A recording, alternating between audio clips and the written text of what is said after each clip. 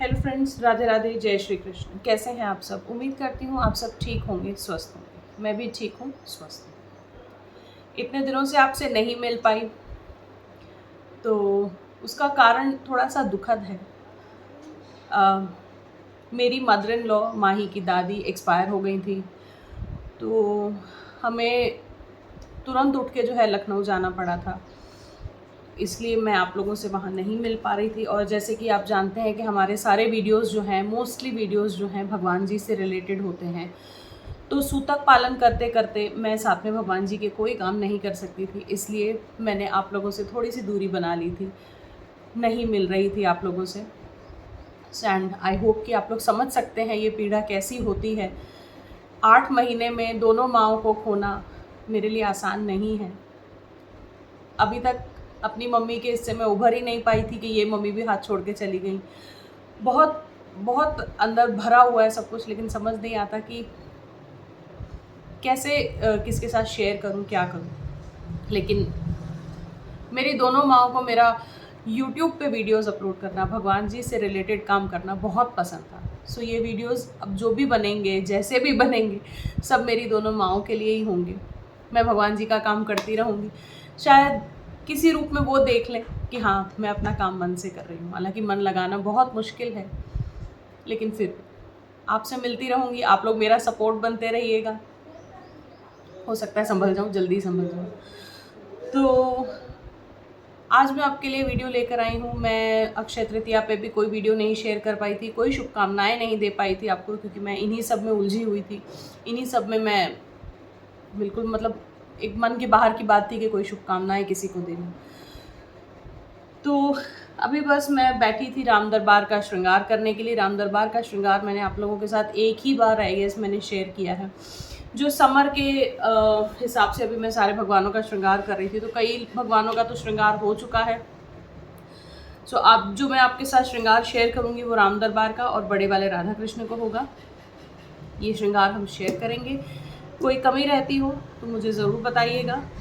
तब तक के लिए पहले मैं इनके वस्त्र चेंज करती हूँ, फिर मैं श्रृंगार आपके साथ शेयर करती हूँ।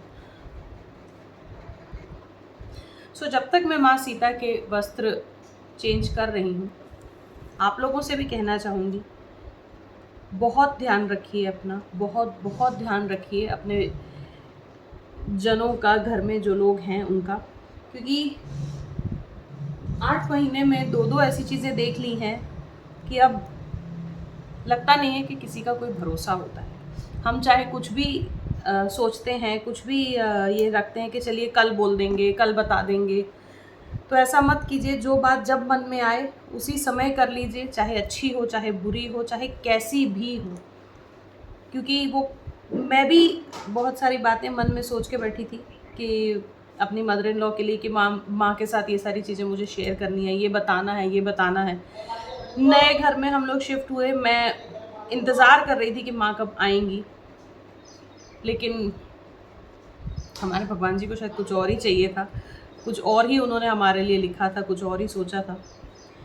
तो जो भी बात मन में हो, जैसी भी हो, तुरंत बोल दीजिए जिससे बोलनी है। इंतज़ार मत कीजिए, क्योंकि वो इंतज़ार ख़त्म हो जाएगा। बोल देंगे, बोल पाएंगे कि नहीं बोल पाएंगे, मिल पाएंगे कि नहीं मिल पाएंगे, कुछ नहीं पता। इसलिए कभी भी किसी से कोई बात किसी की हो, तुरंत बोल दीजिए। और साथ के साथ अपना बहुत बहुत बहुत ध्यान रखिए। ज़रा सी भी दिक्कत हो, डॉक्टर के पास जाइए, डॉक्टर को दिखाइए, अपना चेकअप करवाइए। ढील मत दीजिए, क्योंकि देख रही हूँ कि जब अपने घर का कोई अपने से अलग हो जाता है ना, तो मन रुक सा जाता है, समझ नहीं आता क्या करें, किससे बात करें।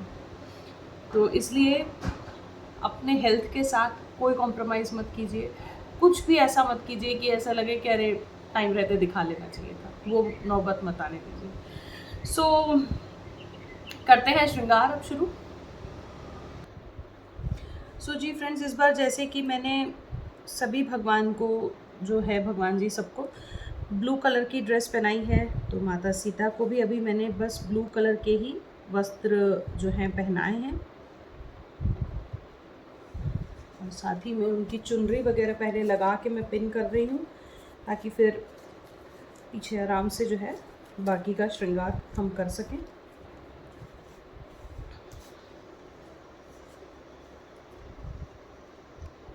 सो जी फ्रेंड्स, यहाँ तक जो है मैंने इनको तैयार कर लिया है, कमरबंद पहना दिया है वस्त्र पहनाकर। और ये पीछे मैंने जो है आंचल छोड़ा है सर से करवाने के लिए। और साथ ही में आगे का काम करने से पहले मैं एक बार इत्र लगा दूंगी इनको।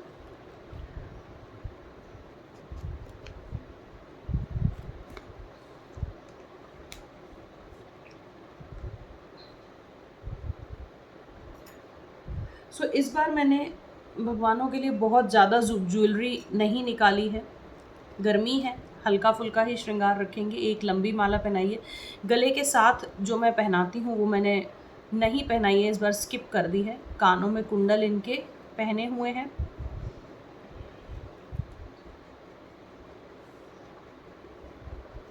इस तरीके से जो है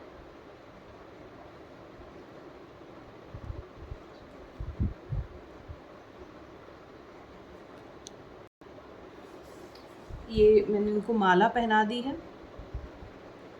कानों में कुंडल पहने हैं। अब आती है बारी इनके केश की। सो गर्मियों में मैं बहुत ही सादा सा सिंपल सा श्रृंगार रखती हूँ, बहुत ज़्यादा कुछ ये नहीं करती हूँ, क्योंकि जिस तरह से गर्मी में हमें नहीं अच्छा लगता बहुत ज़्यादा कुछ पहनना ओढ़ना, उसी तरीके से भगवान जी का भी श्रृंगार जो है मैं बहुत ही सिंपल रखती हूँ। तो इनके केश जो हैं ये हमने लगा दिए हैं। बाद में आती है बारी इनके मांग टीके की।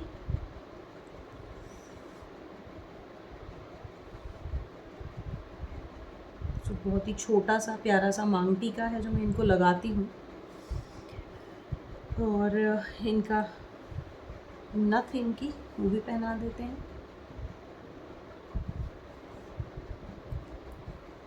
कंगन,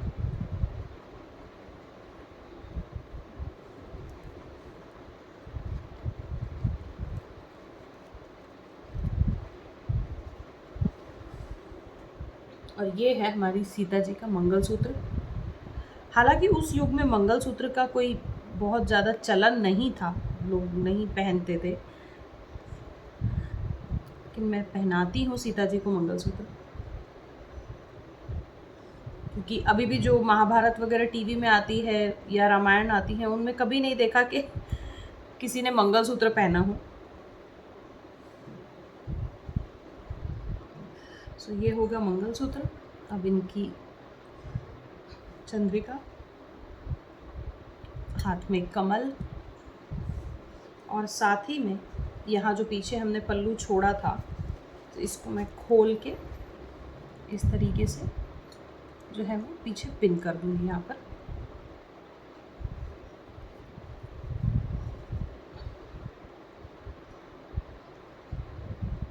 बिल्कुल ही हल्के हाथ से जो है हमने यहाँ पे इसको पिन कर दिया है।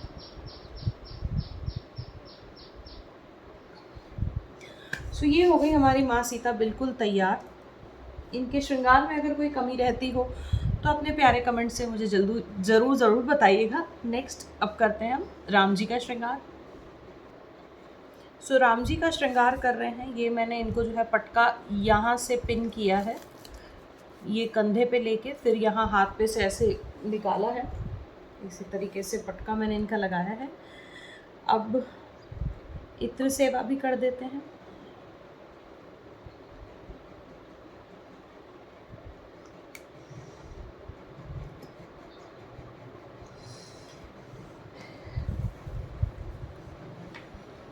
और ये हार है इनका, ये पहना रही हूँ। कमरबंद लगा चुकी हूँ।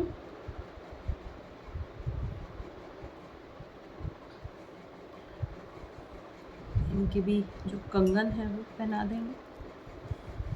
सो राम जी का श्रृंगार हो या अन्य भगवानों का भी जब मैं आपको मंदिर दर्शन करवाऊंगी, आप देखेंगे कि बहुत ही सिंपल सोबर रखा है गर्मी के हिसाब से। कोई बहुत ज़्यादा तामझाम नहीं किया है इस वक्त हमने। ये केश लगा दिए मैंने, और आ जाता है मुकुट।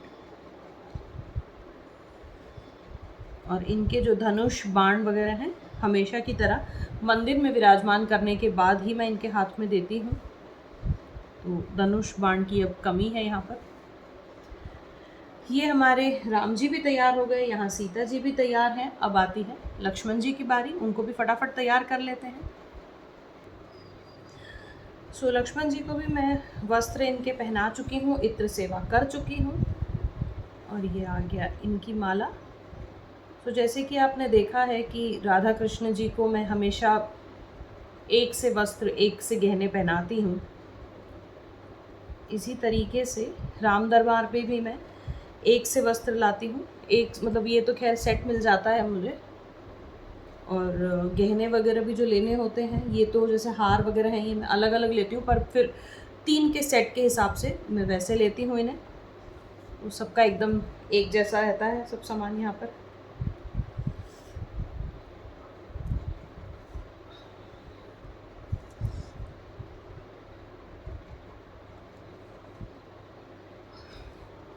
सो जी फ्रेंड्स, यहाँ पे हमारे लक्ष्मण जी, राम जी और सीता जी तीनों हो गए हैं बिल्कुल तैयार। मैं तीनों के दर्शन आपको एक साथ विराजमान करके इनके दर्शन करवाती हूँ, और आप देखकर मुझे बताइएगा कि इनके श्रृंगार में अगर कोई कमी रह रही हो तो मुझे ज़रूर बताइएगा। आपके प्यारे कमेंट्स का इंतज़ार रहता है। हाँ, ये बात है कि मैं बीच बीच में गायब हो जाती हूँ, लेकिन क्या करूँ, ऐसी ऐसी चीज़ें हो जा रही हैं कि मन भारी हो जाता है, मन भर जाता है एकदम, कुछ समझ नहीं आता।